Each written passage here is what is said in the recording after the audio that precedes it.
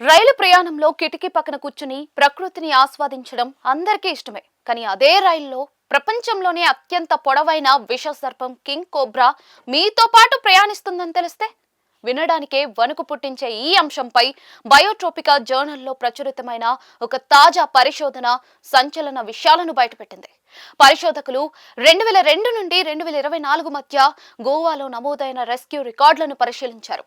ఈ 22 ఏళ్ల కాలంలో గోవా అంతటా కూడా 47 చోట్ల కింగ్ కోబ్రాలను రక్షించారు. ఇందులో ఆశ్చర్యకరమైన విషయం ఏంటంటే 5 ప్రధాన రైల్వే కారిడార్ల సమీపంలోనే ఈ పాములు ఎక్కువగా కనిపిస్తూ ఉన్నాయి.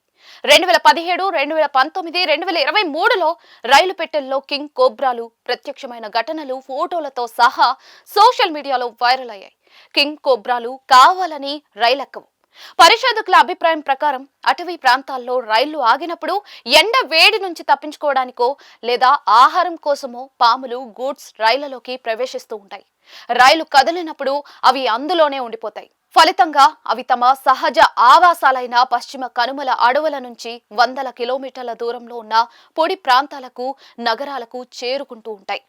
ఈ రైలు ప్రయాణం వల్ల అటు మనుషులకు ఇటు పాములకు కూడా ప్రాణ సంకటమేనని శాస్త్రవేత్తలు చెప్తూ ఉన్నారు. కింగ్ కోబ్రాలు సాధారణంగా నదులు వాగులు ఉన్న దట్టమైన అడవుల్లో బతుకుతాయి.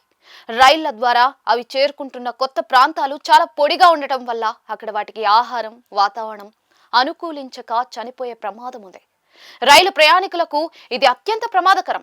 కింగ్ కోబ్రా కాటు వేస్తే మనిషి నిమిషాల్లోనే మరణించే అవకాశం ఉంది. భయం వల్ల జనాలు పాములను చంపేయడం కూడా ఆ జాతి అంతరించిపోవడానికి కారణమవుతూ ఉంది.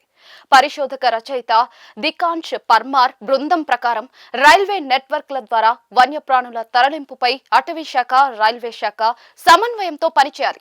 ప్రజలకు అవగాహన కల్పించడం, పాములు కనిపించినప్పుడు రెస్క్యూ టీంలకు సమాచారం అందించే నెట్వర్క్ ను బలోపేతం చేయడం ద్వారానే ఈ అసాధారణ సమస్యను అరికట్టవచ్చని వారు సూచిస్తూ ఉన్నారు.